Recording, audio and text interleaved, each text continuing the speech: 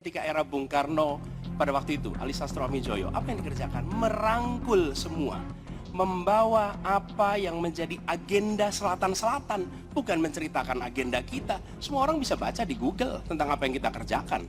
Tapi kalau kita menjangkau pemimpin-pemimpin selatan-selatan, dan presiden menjadi panglima diplomasi, bukan sekedar hadir di forum-forum menjadi salah satu penonton.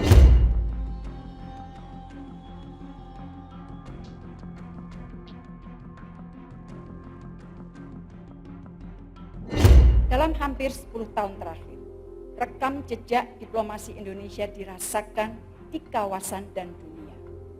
Lowy Institute misalnya menyebut Indonesia sebagai middle power in Asia, dengan diplomatic influence dan comprehensive power yang terus meningkat. Dan diplomasi Indonesia memiliki pengaruh tertinggi di Asia Tenggara tahun 2023.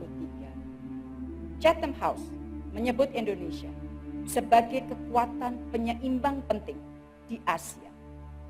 Kepemimpinan Indonesia juga diakui dunia, termasuk dalam menavigasi ASEAN selama keketuaan Indonesia.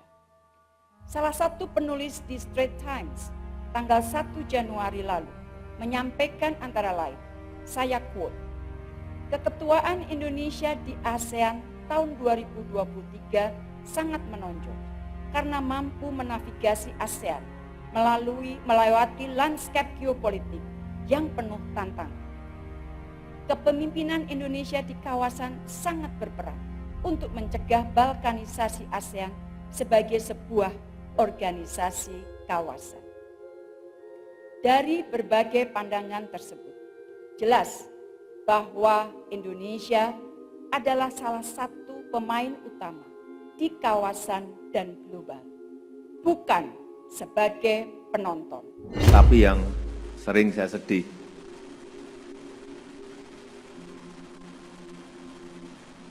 posisi kita semakin dihargai, posisi kita semakin dihormati, posisi kita semakin dipandang oleh negara lain, tapi sering di negara sendiri dikerdilkan. Kita semua memiliki kesempatan yang sama untuk berprestasi dan juga memberikan manfaat bagi banyak orang. Yang kita butuhkan adalah keberanian. Keberanian untuk memulai berinovasi. Keberanian untuk memulai memaksimalkan potensi diri. Dan keberanian untuk memulai melangkah bersama, mewujudkan mimpi-mimpi besar bangsa ini. Mari kita merangkai mimpi yang sama, menumbuhkan semangat yang sama, dan memupuk rasa percaya diri pada kemampuan kita, sehingga Indonesia siap menjadi bangsa yang besar dan disegani dunia. Peran Presiden Joko Widodo telah membuktikan kepemimpinan global Indonesia diakui dunia internasional. Hal ini sekaligus membantah anggapan bahwa Indonesia hanya menjadi penonton di forum internasional dan kancah global.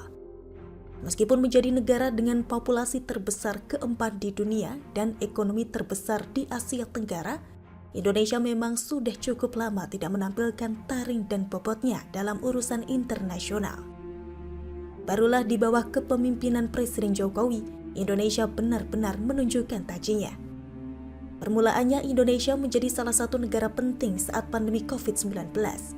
Kemudian kesuksesan presidensi G20 di Bali juga menunjukkan kepemimpinan Indonesia di dunia internasional. Indonesia juga berperan dalam upaya perdamaian pada konflik Rusia-Ukraina. Presiden Jokowi bahkan melawat langsung untuk mendorong perdamaian antara Rusia dan Ukraina. Indonesia yang menganut politik luar negeri bebas aktif bukan hanya netral, tidak memihak kepada salah satu pihak, namun berperan aktif menyerukan negara-negara yang berselisih untuk maju di meja perundingan. Keberhasilan Indonesia di KTT G20 membuahkan banyak hasil untuk negara. Bahkan melihat pentingnya Indonesia di mata dunia, membuat Presiden Jokowi diundang langsung dalam pertemuan bilateral dengan Amerika Serikat. Bahkan keputusan G20 juga banyak yang diadopsi pada pertemuan APEC di Bangkok, Thailand pasca KTT G20 di Indonesia. Hal ini sudah cukup menjadi bukti Indonesia bukan hanya negara penonton di kancah politik global. Setelah menjadi ketua presidensi G20, Indonesia kembali dipercaya untuk memimpin KTT ke-43 ASEAN. Penyelenggaraan KTT ASEAN di Jakarta tersebut menjadi momentum bagi Indonesia untuk menunjukkan pengaruh kepemimpinan Republik Indonesia dalam hubungan internasional. Dengan diplomasi yang hati-hati dan santai, Presiden Jokowi berhasil membawa rasa kolegialitas ke dunia yang terbelah oleh konflik dan krisis. Yang lebih penting, Presiden Jokowi berhasil mendapatkan pembiayaan sebesar 20 miliar dolar Amerika Serikat untuk membantu Indonesia beralih dari batu bara. Kesuksesan yang telah memberikan citra positif dan berhasil mendapatkan apresiasi dari sejumlah kepala negara anggota G20 harus terus dijaga. Indonesia telah mencapai pada titik kemajuan seperti sekarang ini dibandingkan negara lainnya. Diakui tidak mudah mencapai perjalanan dan hasil selama ini.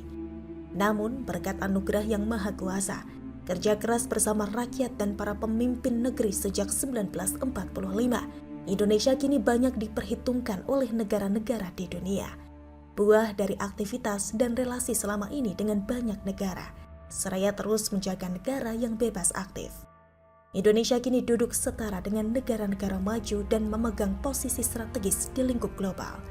Hal itu tentu menjadi sebuah keuntungan yang harus dimanfaatkan sebaik-baiknya demi mencapai kepentingan nasional.